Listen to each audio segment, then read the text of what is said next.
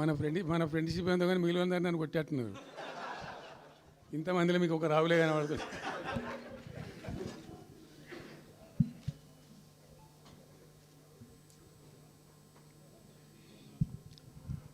ఈరోజు ప్రధానంగా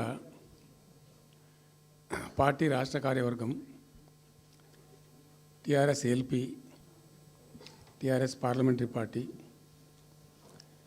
మిగతా విస్తృతంగా వచ్చినటువంటి నాయకులందరితో కలిపి సమావేశం పెట్టుకున్నాం.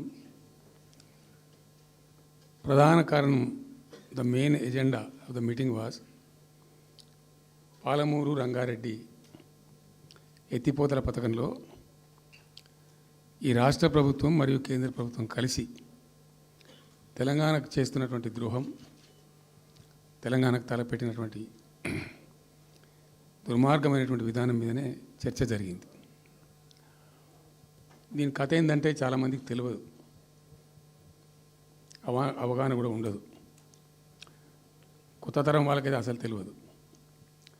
ద రీజన్ వై ఈజ్ సమైక్య ఆంధ్రప్రదేశ్లో అత్యంత దారుణమైనటువంటి వివక్షకు గురైన జిల్లా పాత మహబూబ్ నగర్ జిల్లా. చాలా చాలా దారుణానికి. రీజన్ ఏంటంటే వనరులు లేక కాదు, వసతులు లేక కాదు. కృష్ణానది ప్రవేశిస్తదే మహబూబ్ నగర్ జిల్లాలో.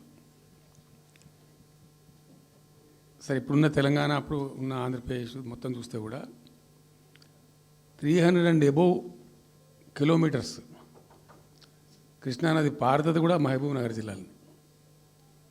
308 కిలోమీటర్లకు పారుతుంది. 308 కిలోమీటర్స్ పారుతుంది. ఇది రెండు రాష్ట్రాలు కలిపి లెక్క చూస్తే కూడా. అయినా కూడా 50 ఏళ్ళు అప్పటికి 50 ఏళ్ళు పరిపాలించినటువంటి కాంగ్రెస్ పార్టీ కానీ, ఆ తదనంతరం సుమారు దగ్గర ఒక 20 ఏళ్ళు పరిపాలించిన తెలుగుదేశం పార్టీ కానీ, పాలమూరుకు చాలా దారుణమైనటువంటి, తిరిగి కోలుకోలేనటువంటి దెబ్బ కొట్టిన పార్టీలు ఈ రెండు పార్టీల ప్రభుత్వాలు. ఇది లోకమందరికి తెలుసు. ఆ జిల్లా యాక్చువల్లీ అప్పర్ కృష్ణా ప్రాజెక్టు, భీమా ప్రాజెక్టు,